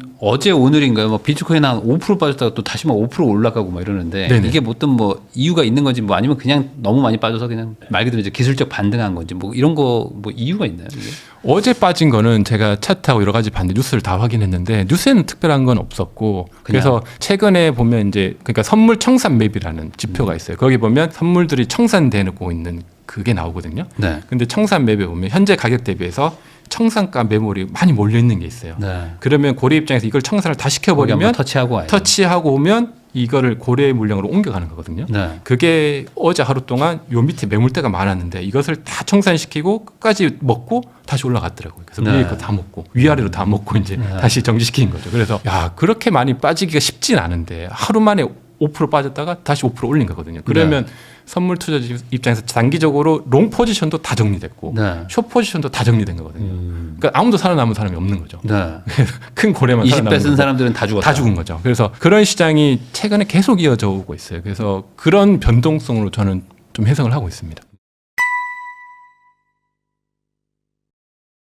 유튜브 데니월드 운영하고 계시죠. 김동환 대표님하고 이야기 나누고 있는데요. 그 이제 코인 시장은 아무래도 이제 선물을 좀 주로 한다 네. 이렇게 얘기를 해주셔가지고 좀 궁금해가지고 좀 여쭤보는데 아, 네. 사실 20배 레버리지는 네. 제 입장에서는 말도 안 되는 수준의 레버리지라고 생각이 들거든요. 네. 소위 말하는 진짜 5%만 왔다 갔다 해도 그냥 청산당하는데 그렇죠. 네. 이런 거를 사람들이 왜 쓰는가 우선 이것도 좀 궁금하고 네. 그렇게 해가지고 성공을 하는 분들도 많다고 하니 도대체 이게 어떤 전략으로 이렇게 좀 쓰시는 건지도 좀 궁금합니다.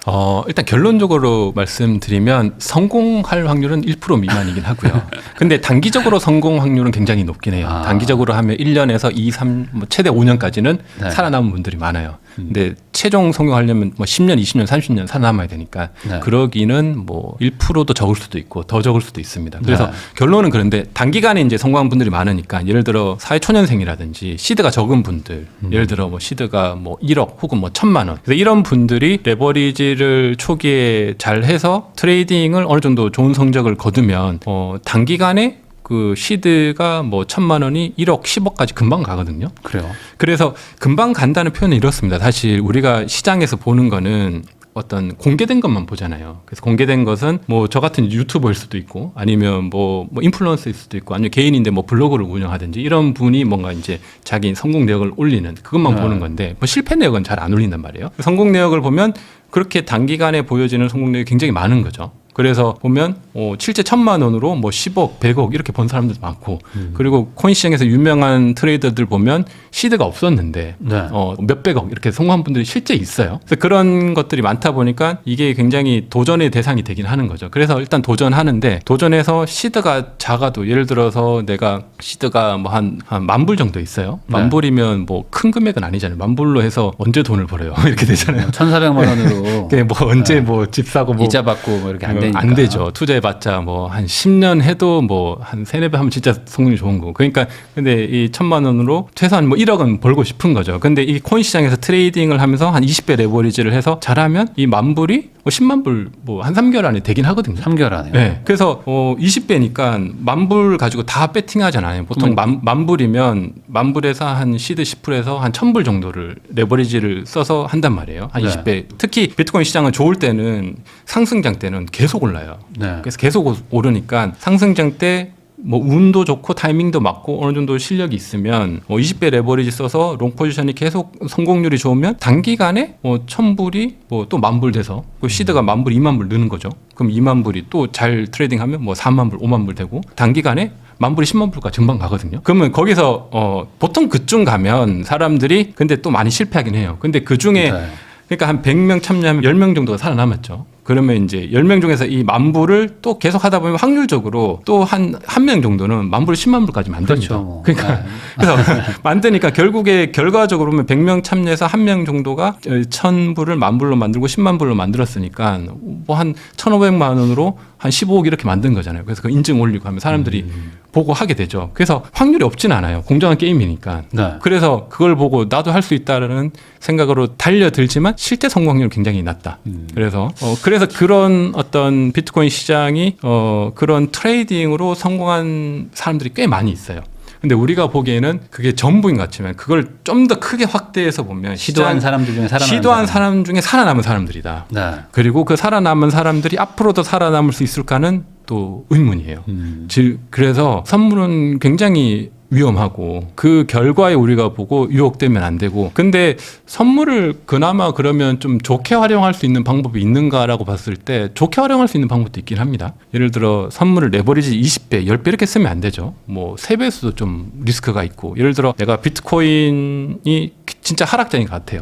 뭐 시즌 종료가 확실한 것 같아요. 요즘 네. 그 시장에 그런 뉴스가 많잖아요. 그게 정말 확실하다 생각하면 그냥 비트코인에 내가 그 1배수로 그냥 숏포지션 공매도죠. 빠질 공매도를 때도 버니까. 걸어놓으면 그만큼 버니까. 네. 그 레버리지를 안 쓰고 그냥 1배수로 그렇게 해지 전략으로 쓰는 건 저는 추천을 드립니다. 그래서 네. 그 정도까지는 괜찮은데 일반 투자자가 레버리지로 막 해서 성공한 케이스가 제 주변에도 있긴 해요. 근데 정말 극소수고 그들이 끝까지 살아남은 거는 정말 더 극소수고 아직까지 진행 중이다. 네. 왜냐하면 이게 배팅액이 커지면 커질수록 그 다음 레벨에서 내가 이거 감당할 수 있는지 없는지는 또 모르는 시장이거든요. 그래서 선물 시장에서 돈을 많이 번 분도 있지만 거기서 또 마지막에서 또 다 청산된 그런 뉴스들이 시장에 많이 있습니다. 그러니까요. 그래서 그렇지만 뭐라고 할까요? 이 시장이 또 사라지지 않는 이유가 그만큼 단기간에 많은 돈을 벌 수 있으니까 계속 시장에 참여자들이 뛰어드는 거죠. 그러니까 단순히 얘기해서 20배 레버리지면 5%만 오르면 그렇죠. 돈이 2배가 되는 건데. 2배가 되는 거죠. 근데 비트코인이 잘 오를 때는 뭐 30%, 40%, 50%도 네. 올라가니까 네, 네. 50% 오르면은 10배 되는 거네요. 10배 돈이. 되는 거죠. 네. 순식간에. 순식간에 그게 자산이 10배 되니까 아. 뭐 그러니까. 1억이면 10억 되는 거니까. 지금 한 1억 3천인데 1억 네. 8천 찍어버리면 그럼 순식간에 10배 되는 건데 돈을. 근데 그렇게 결과를 보여준 사람이 꽤 있어요. 그들이 네. 뭐 거짓도 있지만 가짜도 있고 뭐 사짜도 있겠지만 진짜도 많거든요. 네. 그런 진짜들이 인증하면 와 저분도 했으니까 나도 할 수 있지 않을까라고 뛰어들지만 그걸 좀 더 크게 봐서 그 많은 참여자 중에 정말 일부 살아남은 자들의 인증이다. 이걸 좀 우리가 네. 알면 좋을 것 같습니다. 그러면 역설적으로 그럼에도 불구하고 사람들이 그렇게 뛰어들고 네. 그래 막 20대 막 사회 초년생이나 뭐 아니면 알바한 돈 가지고 막 네네. 했다가 막 빚지고 막 하시는 분들도 많잖아요. 그렇죠. 그러니까 그만큼 소위 말하는 이제 한 방을 노리게 되는 네. 그게 좀 이 코인 쪽에는 좀 많다는 거죠. 아무래도 그런 걸 계속 보니까. 네, 많아요. 굉장히 많고 특히 비트코인 선물 시장도 많지만 이 알트코인으로 오면 선물 시장이 더 커지는 거죠. 알트는 더 하겠네요. 예, 알트는 하루에도 그냥 알트코인 자체가 100% 오르기도 하거든요. 네. 100%에서 선물을 레버리지 20배 썼다고 생각해 보면 그럼 얼마나 엄청난 번 거죠. 거지? 그러니까. 네. 그래서 20배를 번 예, 건가?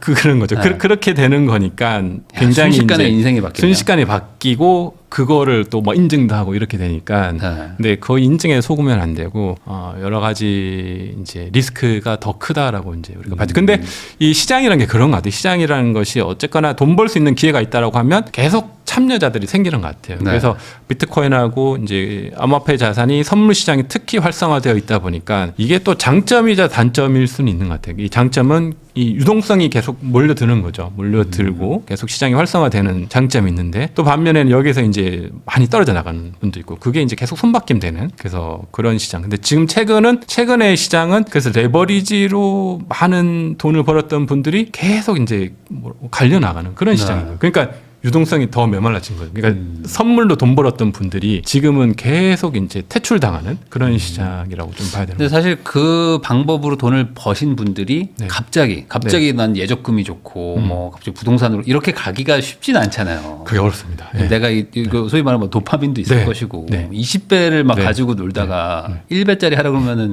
갑자기 내가 지금 뭐 하는 거지 뭐 이런 생각 들 것 같기도 하고. 네. 그러면 이게 말로라고 해야 되나? 이게 좀 결말이 좋지 않을 것 같기도 한데. 그래서 아예 안 하는 게 맞지 않나요? 아예 안 하는 게 맞죠. 네. 안 하는 게 맞고 사실 제가 볼 때는 그 트레이딩으로 살아남으려면 한 최소한 1%도 아니고 0.1%? 네. 0.1% 안에 드는 사람들이 있어요. 있죠. 그게 내가 그런 항상 사람이라면 해도 됩니다. 감이 좋은 네. 사람도 있죠. 예, 그런 사람들은 뭘 잘하냐면 제가 보니까 트레이딩은 사실 비슷해요. 저도 과거에 트레이딩을 많이 했었고 지금도 뭐 간간히 하긴 하는데 트레이딩에서 살아남은 사람들은 결국에 멘탈, 자기 관리 그리고 시드 관리 이게 굉장히 철저한 사람들. 그래서 시드가 늘었을 때 이걸 관리할 수 있는 사람들이 끝까지 살아남더라고요. 근데 그러니까 어떻게 보면 돈을 벌려고 뛰어드는데 돈에 초연한 사람들, 욕심이 좀 적은 사람들, 진짜 트레이딩 자체에 굉장히 재밌어하는 분들이 있거든요. 네. 독특하게 그거 자체를 굉장히 즐기시는 게임처럼. 네, 게임처럼 그런 분들은 돈보다는 이 트레이딩에 이제 자기 승률하고 이게 중요하니까 그런 분들은 살아남는 것 같아요. 근데 그런 분들이 있을 수 있잖아요. 그러니까 무조건 안 된다는 시장은 아닌데 내가 그런 시장인지는 잘 모르니까 어려운 거죠. 그래서 일반인이라면 안 하는 게 맞고 근데 네. 일반인 중에 또 그런 진짜 0.1%의 상위에 속할 수도 있으니까 한번 해볼 만은 하죠. 근데 해보더라도 내가 그걸 계속 하려면 진짜 유튜브나 이런 거보다는 그 트레이딩도 보면 전문 트레이더들이 있거든요. 네. 기관 투자자들 그리고 네. 주식시장에서 파생시장에서 좀 그 잔뼈를 굵은 진짜 전문가들이 있어요. 네. 그런 분들을 찾아가서 제대로 배운 다음에 하는 거는 전 좀 추천을 드립니다. 그래서 진짜 트레이더들 네. 네, 있어요. 그래서 시장이 잘 안 보죠. 그런 분들 어찌어찌 찾으면 찾을 수 있거든요. 그렇게 찾아가셔서 무슨 수단과 방법을 가리지 않고 아무튼 그 수화에 들어가서 배우면 제대로 배울 거예요. 그러니까 돈 버는 게 배우는 게 그런 것부터 먼저 배우는 거죠. 멘탈 관리부터 뭐 네. 시드 관리 이런 걸 배우니까 그렇게 하고 들어가면 할만한데 아니면 그걸 시장에서 본인이 이제 몸소 겪으면서 배울 수도 있겠죠. 그래서 그런 분들이 있을 수 있지만 제가 볼 때는 0.1% 정도다. 그래서 그게 내가 아닌 것 같으면 안 하는 게 낫다 이렇게 생각하고 있습니다. 그럼 저 여기서 좀 궁금한 게 네. 어쨌든 최근에 그러니까 소위 말하는 상승에 선물 베팅하셨던 분들이 청산을 많이 당했다고 하셨잖아요. 네네. 그 말은 반대로 시장에 있는 참여자들이 더 올라갈 것이다라고 봤기 때문에 그렇게 선물을 롱에 베팅을 하셨었을 것 같긴 한데 네네.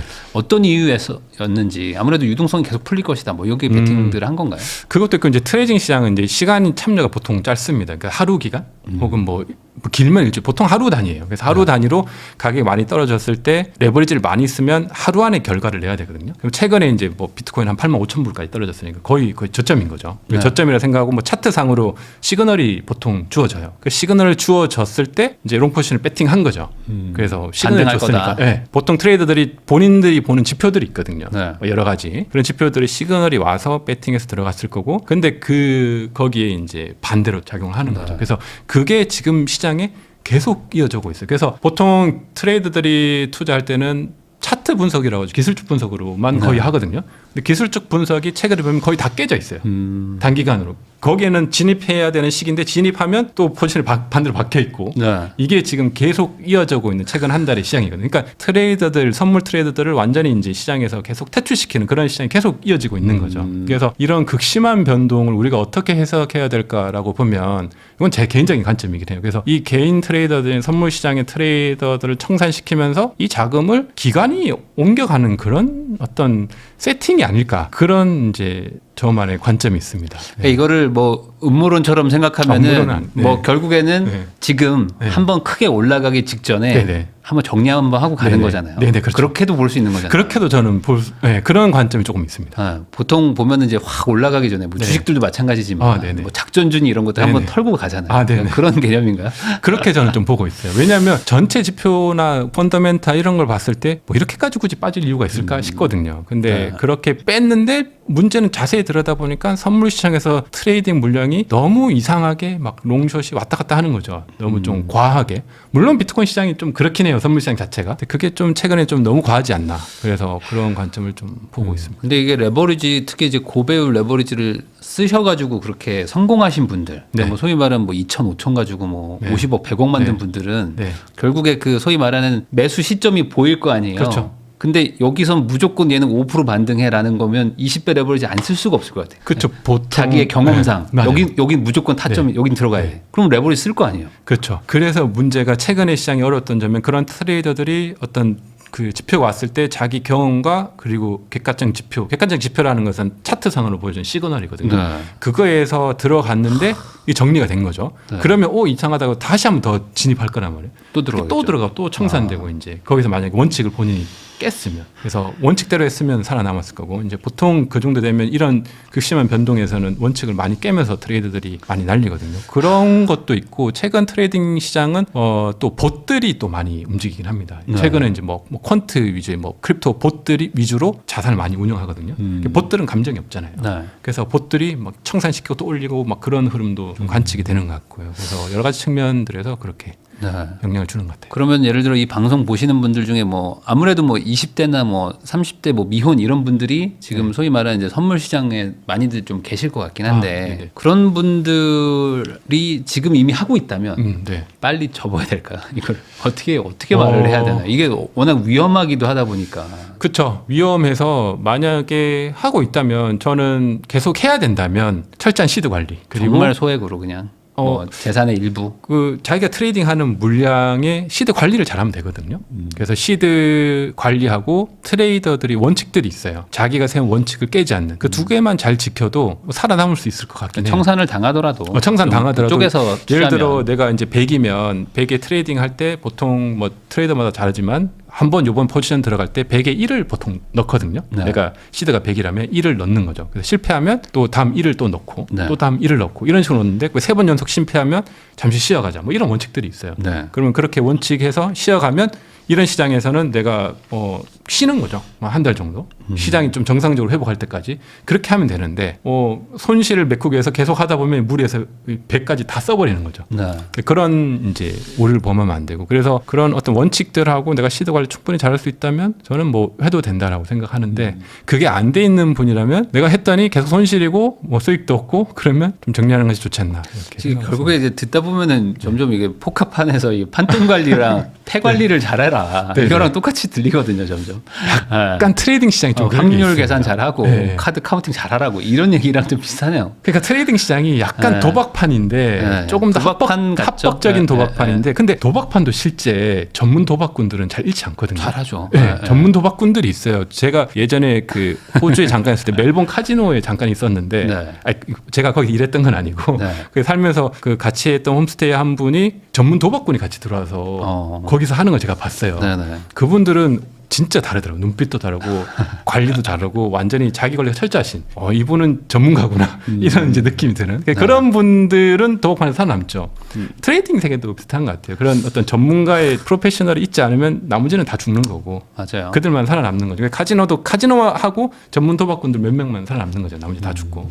그래서 거기에 이제 뛰어들지 않으려면 그냥 저는 현물 투자면도 충분한데 사실 현물의 변동성도 충분히 크거든요. 제가 그것도 봤을 충분히 때. 큽니다. 예. 1년에 막 한 30%만 벌어도 엄청난 건데. 그래서 사실 단기간에 돈을 벌려고 하면 그거는 성공하더라도 실패 확률이 높을 것 같아요. 저는 오히려 반대로 이게 성공한 사람들이 더 위험합니다. 성공해서 막 1억을 10억으로 늘렸어요. 네. 그럼 또 욕심이 생겨서 이게 100억 그렇죠. 가고 싶거든요. 100억 가죠. 그러다가 10억 또 다 날리거든요. 네.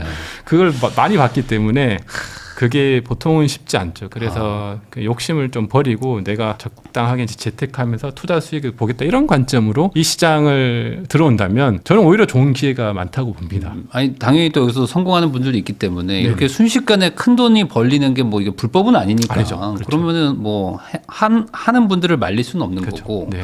저 이제 그럼 궁금한 게 생겼습니다. 그러면 결국에 소위 말하는 이제 은퇴를 하지 않으면 이 판에서 네. 계속 이걸 하다 보면 이게 결국에 한번 망할 수도 있는 거잖아요. 그렇죠. 전문 도박꾼도 망할 수 있는 그렇죠. 거니까. 네네. 소위 말하는 그 졸업이라는 개념이 어떤 거예요? 이게 저는 사실 졸업이라는 개념이 약간 그냥 자기 마음속에 있는 건가요? 실제는 아닌 것 같아요. 아니에요. 네, 그러니까 졸업이라고 하는 것이 예를 들어 뭐 100억이라는 뭐 목표를 가지고 졸업을 향해서 뭐 정하고 갈 수는 있겠죠. 네. 근데 그것을 달성할 수 있는 확률은 저는 한 0.1%로 보거든요. 네. 그러면 대부분의 사람들은 거기에 도달하지 못할 거란 말이에요.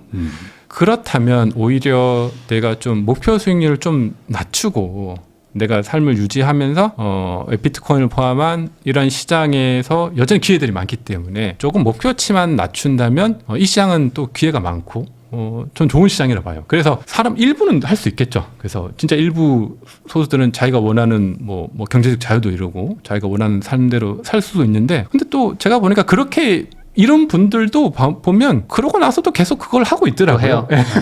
그러니까 이 재미를 벗어날 네. 수가 없는 건가? 그래서 그걸 계속 하고 있는 거기 짜릿함을? 때문에 예. 네. 그걸 벗어나서는 재미가 없는 거죠. 그래서 그렇다면 내가 뭐 트레이딩이 됐든 투자가 됐든 어떤 목표치가 있을 거고 뭔가 이런 시장에 참여해서 할 때 느끼는 뭐 감정들 그리고 그런 게 있을 텐데 그것에 조금 더 내가 깊게 들어가서 내가 이거를 하나의 어떤 삶의 한 영역으로 두고 네. 그래서 공부하면서 투자도 하고 재미도 있으면서 또 경제적으로 도움도 되면 좋잖아요.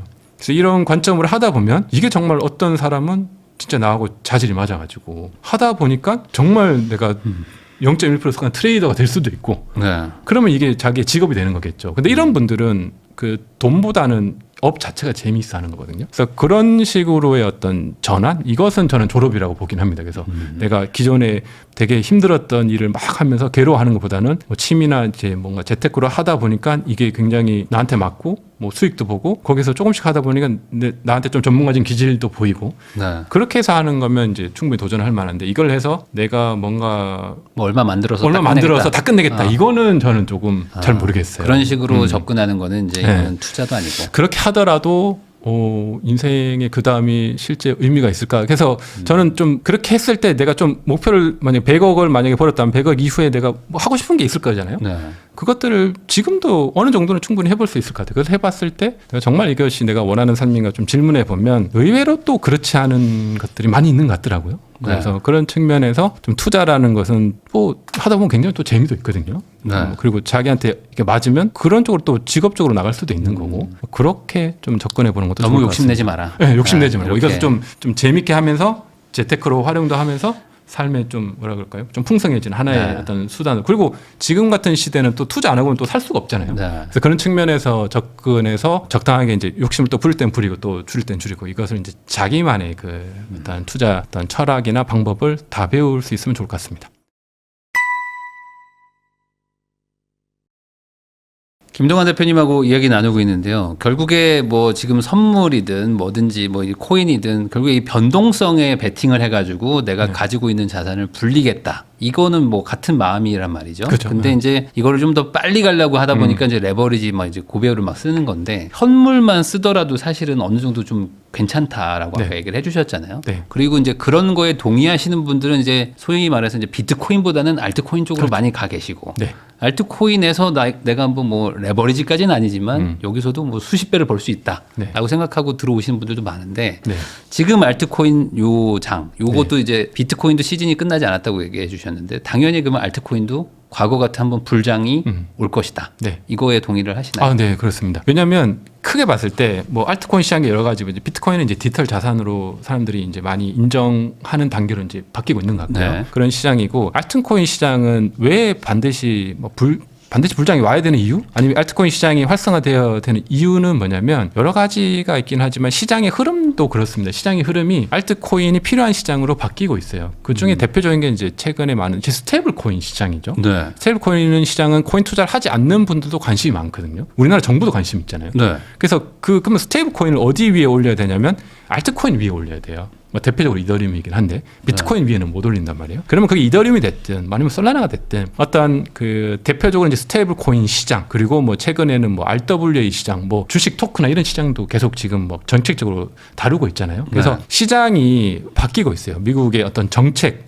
정책이 변화한다는 것은 실제 우리 삶도 이제 바뀌고 있는 거죠. 그래서 시장이 정책까지 간 거고 그렇다면 이것은 대세의 흐름이기 때문에 이것을 막을 수는 없어요. 그러면 거기 이제 변화에 따라서 필요가 한 거예요, 알트코인이. 그러면 그게 무엇이 되냐? 이것은 뭐 투자자의 또 다른 질문이긴 한데 알트코인 시장 자체가 반드시 필요하다. 이게 없으면 정책들을 실현할 수가 없어요. 스테이블 코인도 불가능하고 뭐 주식의 토큰화도 불가능하고 어떤 산업 자체를 육성시킬 수가 없거든요. 그러니까 우리가 일반적으로 얘기하는 암호화폐 산업, 뭐 크립토 산업이라고 하는 뭐 블록체인 시장 이것이 결국에 이제 알트코인 시장이거든요. 그래서 비트코인 위에는 한계가 있어요. 그것을 만들어낼 수가 없어요. 그래서 그런 특징으로 인해서 알트코인 시장은 반드시 뭐 변동은 있지만 계속해서 그런 시장에 관심을 받을 거다. 그래서 뭐 올랐다가 또 내렸다가 계속 반복하겠죠. 그러면서 살아남는 알트코인들이 있을 거예요. 그래서 그중에 대표적으로는 이더리움은 끝까지 살아남을 거라고 보고, 네. 그다음에 나머지는 이제 변동성이 있는 거죠. 어떤 게 살아남을지는 아직은 잘 모르는 것 같아요. 시총순으로 살아남고 이런 것도 아닐까요? 그것도 아닌 것 같아요. 그래서 뭐 사람마다 다르겠죠. 그래서 제가 보는 관점은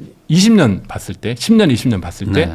살아남는 유일한 코인은 비트코인하고 이더리움 이 두 가지고 나머지도 살아남긴 할 거예요. 근데 그 중에 10년, 20년 뒤에 살아남을 수 있는 자산이 뭐가 있을까라고 질문해 봤을 때는 저는 잘 모르겠어요. 그러니까 이런 자산들은 장기 투자라기보다는 좀 2, 3년 뭐 요런 텀으로 좀 투자를 좀 선박금하는 게 좋을 수 있죠. 그래서 내가 진짜 이게 코인 시장을 봤더니 막 변동성도 힘들고 잘 모르겠고 근데 이 시장이 좀 전망이 괜찮은 것 같아. 그러니까 알트코인 시장도 들어보니까 그 신빙성이 있나라고 본다면 저는 이제 적립식으로 비트하고 이더 정도. 이 정도는 그냥 누구나 투자를 해도 괜찮은 자산이다 이렇게 보고 있고 그 다음 이제 알트코인을 좀 보려면 좀 공부를 해야죠. 시장을 XRP는 보고. 어떻습니까? XRP도 괜찮습니다. XRP도 괜찮은데 다 괜찮은데 뭐 제 관점에서는 아무튼 비트 이더는 20년 뒤에도 살아남을 것 같고 네. XRP도 살아남을 것 같아요. 근데 확률적으로 100% 같진 않다. 100% 같진 않다. 그걸 대체할 수 있는 뭔가 또 충분히 있을 수 있을 것 같다. 네. 네, 가능성이 그런 관점이고요. 그렇다고 뭐 XRP가 완전히 없어지는 그렇게 보지는 않습니다. 그래서 좀 보수적으로 봤을 때, 그래서 네. 일반 투자자들이 장기적으로 그럼 뭘 사면 돼요라고 물어봤을 때 제가 드릴 수 있는 답변은 비트코인만 사라. 알트도 하고 싶어요라고 하면 이더리움까지 좀 장기적으로 사도 괜찮다. 장기적으로는. 예, 근데 변동성은 좀 감당을 하긴 해야 된다. 단기적으로 봤을 때 이제 뭐 이더리움도 그렇고 비트코인도 그렇고 막 ETF가 막 출시되고 하면서 뭐 시간의 차이는 있었지만 또 한 번 막 올라가기도 막 했었는데 네. 새로 또 알트코인들 ETF들 뭐 준비하고 있는 것들이 있지 않나요? 지금 많습니다. 지금 비트코인 ETF, 뭐 이더리움, 뭐 솔라나도 네. 올라왔고, 뭐 XRP도 올라왔고요. 그 다음에 뭐 도지코인 준비 중이고, ETF는 최근에 이제 많이 올라왔어요. 그래서 XRP에도 ETF 자금이 계속 지금 순유입되고 있고요.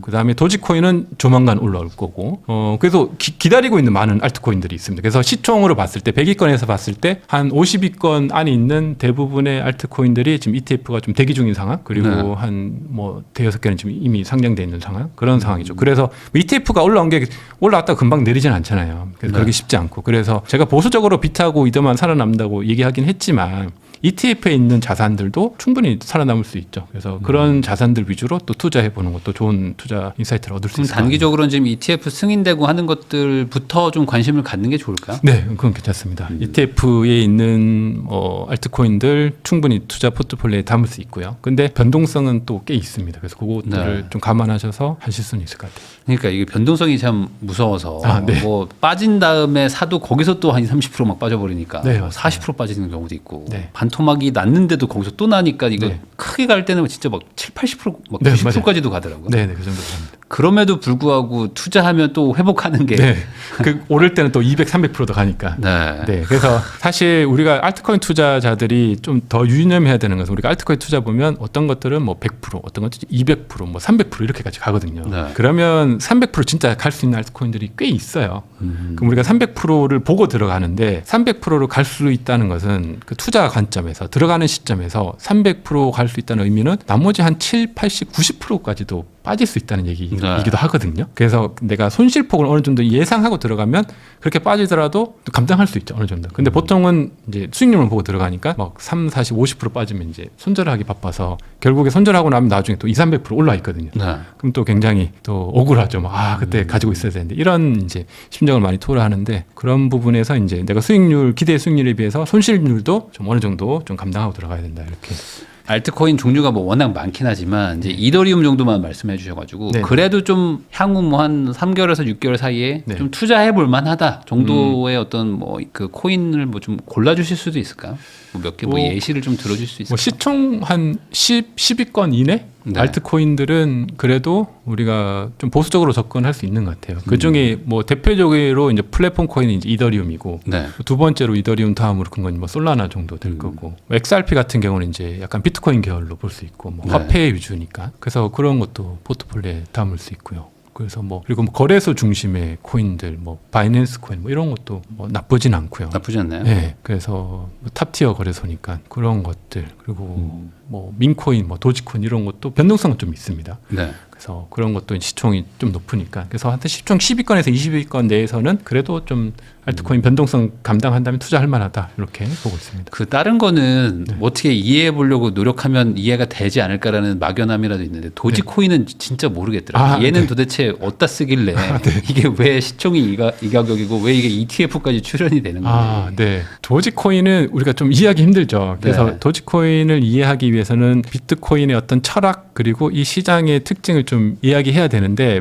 사실 도지코인은 이제 민코인으로 알려져 있잖아요. 네. 근데 민코인인데 사실 비트코인하고 계열은 똑같아요. 비트코인이 이제 누구나 똑같이 비트코인 만들 수 있기 때문에 비트코인의 소스라고 하죠. 그걸 똑같이 복사해서 만들었거든요. 그래서 비트코인하고 유사한 형태인데 그 비트코인 초기 시장 때 이제 이 도지코인으로 이제 문화를 만든 거죠. 밈 문화를. 그러니까 기존에 없었던 이제 암호화폐 시장에서의 어떤 독특한 문화, 그래서 민코인 문화. 그래서 네. 도지코인을 필두로 한 그러니까 그 암호화폐 시장은 독특하게 우리가 주식 투자하면 각각의 그 영역들이 있잖아요. 뭐 AI라든지 네. 뭐 원전이라든지 뭐 반도체라든지 뭐 이런 주식들의 어떤 카테고리가 있잖아요. 코인 시장도 카테고리가 있거든요. 대표적으로 뭐 비트코인, 뭐 화폐고, 뭐 이더리움은 플랫폼이고, 그다음에 민코인도 카테고리가 있어서 거기에 종류들이 굉장히 많이 있어요. 네. 그중에 대표주가 이제 도지코인이고, 그리고 특히 도지코인이 많이 올랐던 건 일론 머스크가 이제 굉장히 또 좋아하죠. 네. 그래서 그런 내러티브도 있는 것 같아요. 일론 머스크가 이제 과거에 페이팔에서 또 근무 경력이 있잖아요. 그래서 그런 어떤 시장에 대해서 뭐 결제 시장 그리고 이 화폐 시장에 대한 인사이트가 남다르단 말이에요. 뭐 지금은 그쪽으로 하고 있지는 않지만 그리고 뭐 그런 발언들 도지코인을 뭐 테슬라 결제에 쓴다든지 일론 머스크도 도지코인을 꽤 가지고 있기도 하고 그리고 뭐 심지어는 이제 화성에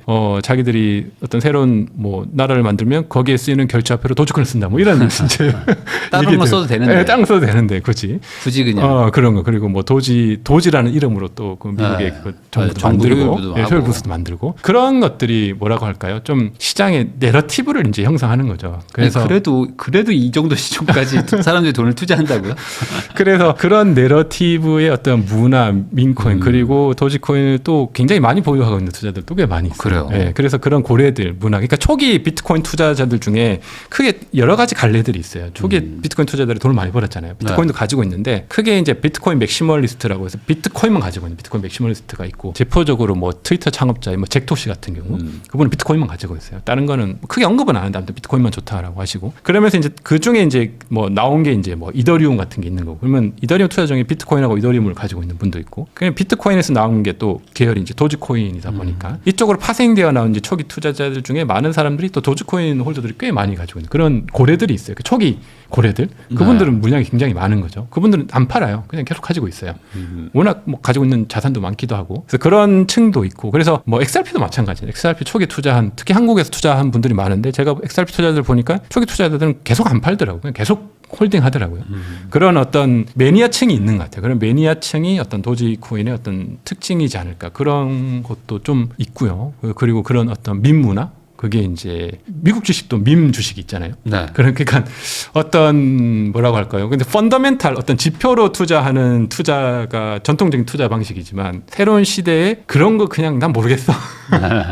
그거 뭐 의미가 있어? 그거 다 조작된 거 아니야? 뭐 약간 이런 좀 새로운 어떤 트렌드 같은 거죠. 그래서 그냥 이거야라는 그런 어떤 문화적인 요소도 좀 있는 것 같아요. 그러니까 좀 이해하기는 좀 힘들죠. 그 투자 관점에서 보면 뭔가 지표가 있어야 되고 뭔가 펀더멘탈이 있어야 되고 근데 좀 더 깊이 따지고 보면 비트코인도 어떻게 보면 약간 민코인이긴 합니다. 비트코인도 더 깊이 들어가서 분석해 보면 진짜 비관적으로 얘기해서 제가 비트코인 투자자이긴 하지만 비트코인도 가지고 있지만 비트코인 그냥 코드 덩어리거든요. 네.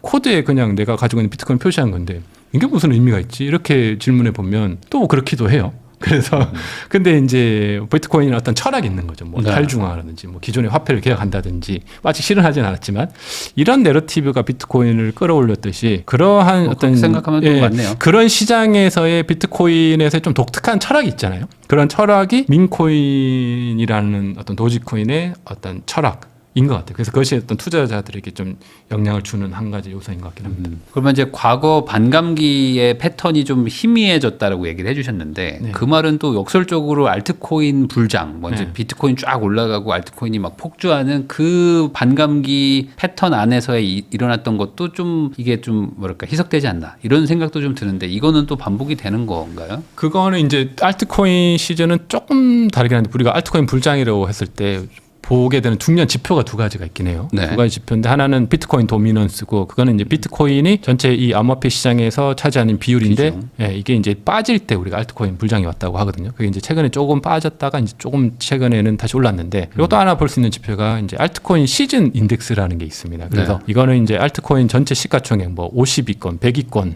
에 있는 이 알트코인들의 시총이 100위권에 있는 게 한 90일 동안 비트코인보다 그 성적이 좋을 때, 네. 예, 그러니까 뭐 50위권에 있는 것들이 비트코인보다 다 성적이 좋아요. 네. 혹은 100위권에 있는 것들 다 좋을 때, 뭐 비트코인이 뭐 10% 20% 올랐는데 평균 해보니까 나머지 50에 있는 것들이 40% 50% 올랐어요. 그러면 알트코인 퍼포먼스 훨씬 좋은 거죠. 네. 근데 시총이 높아야 됩니다. 그래서 그런 기준이 왔을 때가 우리 알트코인 불장이 왔다라고 하거든요. 그래서 그것이 뭐 올해 초하고 올해 잠깐 왔. 근데 그게 지속은 안 됐어요. 네. 그래서 그게 한 4년 전에는 꽤 지속이 됐었고 그래서 이번 반감 기회에 한 번도 그 제대로 된 알트 불장이 안 왔기 때문에 이번에도 이제 충분히 올 수 있다라는 이제 가능성이 저는 있다고 보고요. 그래서 그 가능성이 이제 알트코인 불장. 그러니까 비트코인의 사이클 개념하고 같이 맞물려서 갔는데 사이클하고는 또 다르게 알트코인은 비트의 자금이 이제 알트로 오게 되는 요 이제 이슈가 있는 거죠. 그건 아직까지 연출은 안 됐어요. 그래서 그 시장에 이제 기대하고 우리가 투자를 하고 있다고 보고 있습니다. 마지막으로 지금 비트코인과 뭐 알트코인 어느 정도 이제 섞어서 좀 배분을 하면서 이제 분산의 어떤 비율 조정으로 이제 이 투자를 좀 관리한다 이렇게 얘기를 해주신 것 같아요. 네네. 지금 그러면 지금 이제 돈을 하나도 투자하지 않은 분이 새로 사겠다라고 하면은 비트코인과 뭐 알트코인, 뭐 이더리움의 어떤 배분을 한 어느 정도로 지금은 하는 게 좋을까요? 처음 산다면 저는 한 8대 2 정도가 8대 좀 2 정도. 좋지 않을까 생각합니다. 알트코인을 만약에 투자한다면 비트코인은 비트를 한 8 8 정도 정도. 가져가고 네. 2를 뭐 이더리움 정도 해서 그 정도 포트폴리오로 구성하면 처음 투자할 때는 충분히 해볼 만한 어떤 투자 포트폴리오 같아요. 그렇게 해서 내가 이 변동성하고 내가 넣은 시드에서 충분히 이거를 감내할 만하면 거기서 이제 조금씩 조정하면서 뭐 그 이 범위 내에서 뭐 또는 알트코인을 좀 더 사도 되고 아니면 비트의 비중을 조금 줄여서 7대 3으로 바꿔서 좀 알트 비중을 좀 늘려도 되고 이렇게 해서 해보면 좋을 것 같아요. 그래서 한 8대 2 정도를 추천드립니다. 그러면은 1억이 있다면 지금 그 1억을 다 넣는 것도 안 되잖아요. 아 그렇죠. 네, 다 내면 안 되죠. 이것도 그럼 한 최소한 6개월로 쪼개서 들어가야 될까요?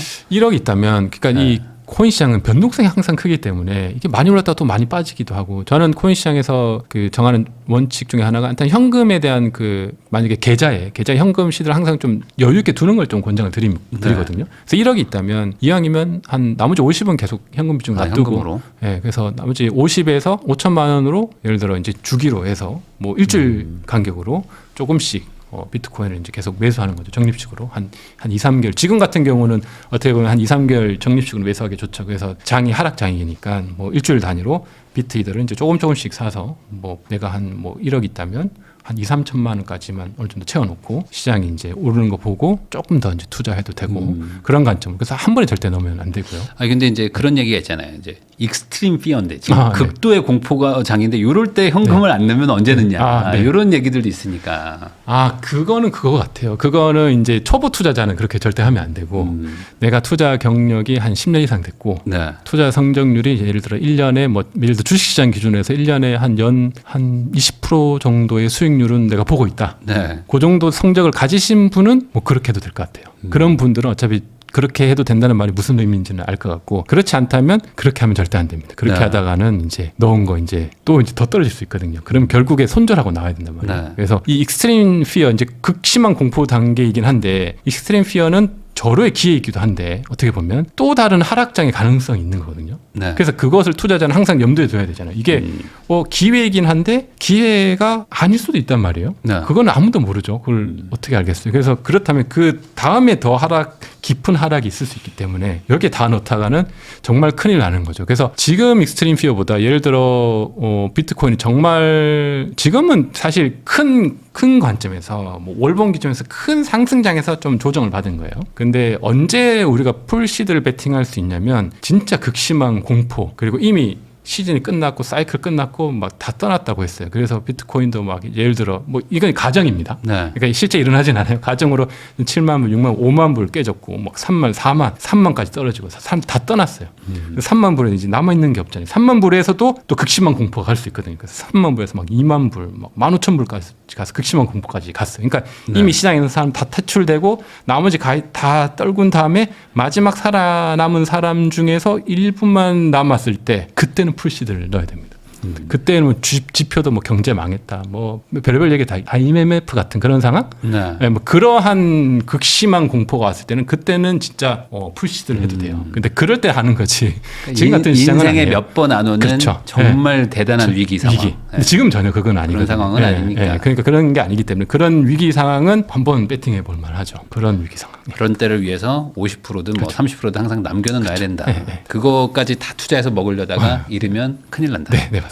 이렇게 정리할 수 있겠습니다. 지금까지 데니월드 김동환 대표님 모시고 최근 코인 시장에 대해서 그리고 이제 어떤 메커니즘으로 돌아가는지 이야기 좀 나눠봤습니다. 이런 내용들이 또 누군가한테는 또 도움이 되고 또 누군가한테는 또 경각심을 또 일으켜주는 그런 내용이지 않았나라는 생각도 좀 드네요. 귀한 시간 내주셔서 시청해주신 거 다시 한번 감사하다는 말씀 전하면서 저도 대표님하고 인사 나누도록 하겠습니다. 오늘 나와주셔서 감사드립니다. 네, 감사합니다.